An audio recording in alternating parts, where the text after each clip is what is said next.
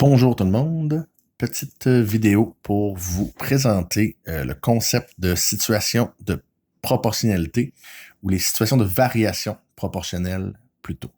Je sais que tout le monde a déjà abordé ça en classe. Cette semaine, on a fait le choix de consolider cette notion-là qu'on avait déjà vue, puisque vous avez aussi à remettre le travail sur les statistiques vendredi. Donc, on voulait pas vous surcharger avec du trop nouveau contenu. Alors, on va consolider ça, le concept de situation de variation proportionnelle.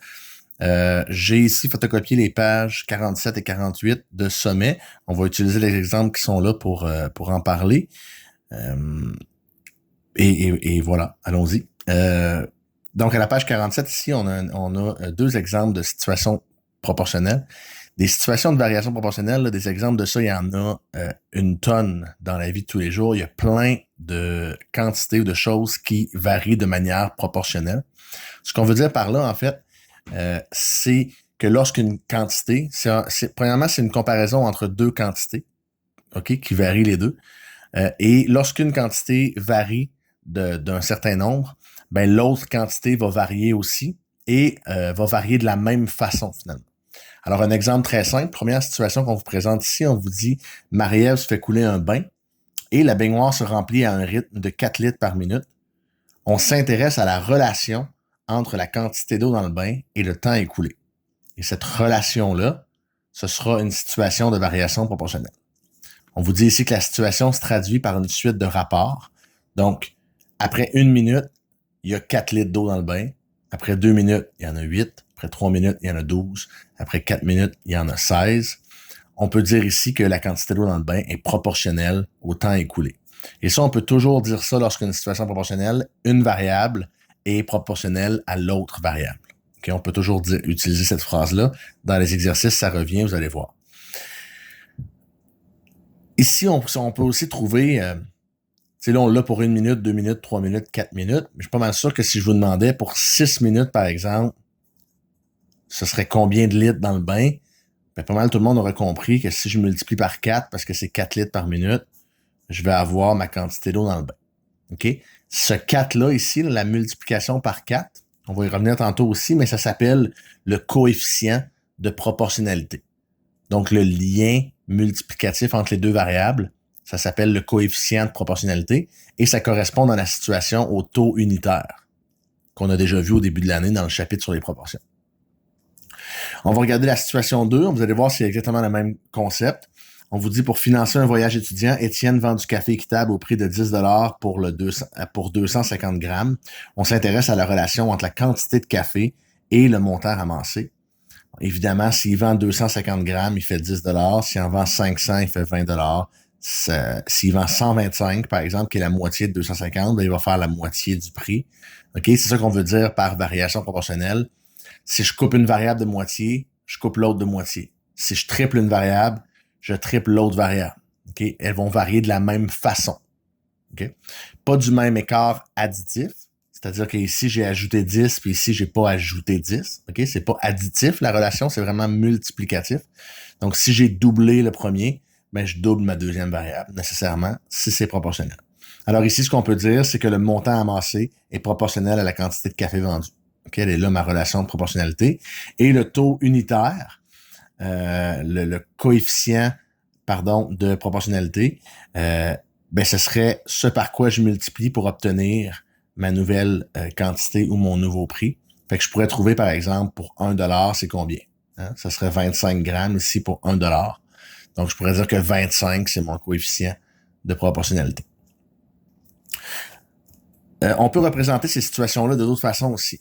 Dans le deuxième exemple, à la page 48, vous avez ici la représentation d'une situation de variation proportionnelle selon deux représentations dans un tableau, dans un premier temps. Donc, c'est essentiellement les rapports qu'on avait à la page précédente ici qui sont présentés dans un tableau.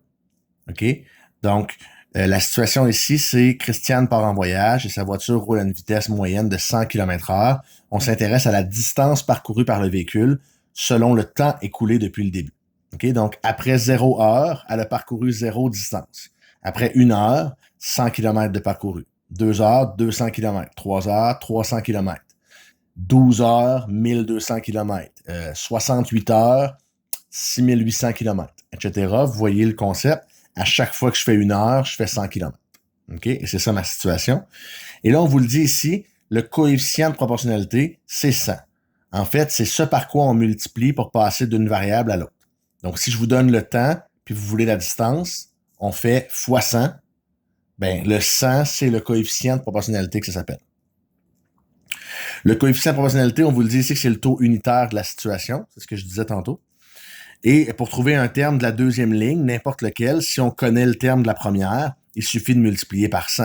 Fait que comme dans les exemples que je donnais tantôt, si je vous dis pour 9 heures, c'est quoi la distance parcourue? Ben, c'est 900 km. Je vais prendre le 9 heures, je vais multiplier par 100, ça fait 900 km. OK? On peut aussi représenter cette situation-là dans un plan cartésien. On va utiliser le premier cadran du plan cartésien.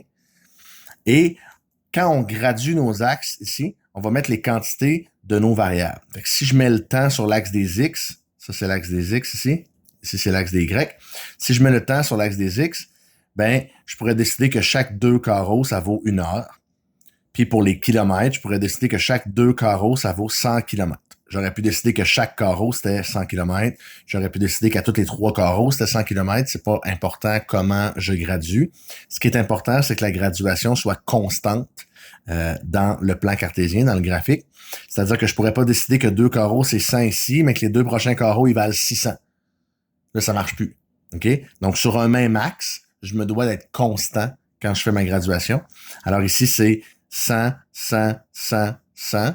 Puis dans ce sens-là, c'est 1, 1, 1, 1. Ça va. Il n'y a pas de problème. Et ensuite, j'utilise les coordonnées que j'avais ici pour tracer mon graphique. Donc, j'ai les coordonnées comme ça, 0, 0. Vous vous souvenez, on a travaillé dans le plan cartésien avec les activités d'Esmos. Donc, 0, 0, c'est le point ici. Ensuite, j'ai le point 1, 100, 1, 100, c'est le point ici. Ensuite, 2, 200, 3, 300. Et tous ces points-là sont sur une droite. OK? Une situation de variation proportionnelle. Le graphique de ça, c'est une droite. Donc, mes points sont sur une droite. Et ce que ça représente, cette droite-là, c'est l'ensemble des points qui satisfont ma situation. C'est-à-dire que c'est vrai que pour 1 heure, c'est 100 km, pour que 0 heure, c'est 0 km, mais c'est aussi vrai que pour une demi-heure, c'est 50 km, hein, le point qui est ici. Puis c'est vrai que pour un quart d'heure, hein, un quart qui est ici, c'est 25 km qui est ici. OK? Puis je pourrais calculer aussi pour 5 minutes. Puis pour 55 minutes, hein, proche d'1 heure. Et là, en regardant mon graphique, je pourrais avoir toutes les valeurs. Puis je pourrais décider n'importe quelle valeur de temps et j'obtiendrai la bonne valeur de distance qui va avec. OK? Elle est représentée par cette droite-là. Donc, c'est comme ça qu'on peut... C'est 2 façons de représenter une situation de proportionnalité. 3, en fait, si on calcule celle-là, on pourrait écrire les rapports, la séquence de rapports. Plus fréquemment, on va utiliser soit une table des valeurs, comme ça, ou un tableau, un graphique, pardon, dans le plan cartésien, qui va être une droite dans le cas des situations de variation proportionnelle. Donc, c'est ça pour cette semaine. Vous avez les exercices à faire. Le projet de statistique a terminé. Si vous avez des questions, n'hésitez pas à nous écrire à moi et M. Levasseur. Puis, on se revoit la semaine prochaine pour une autre vidéo.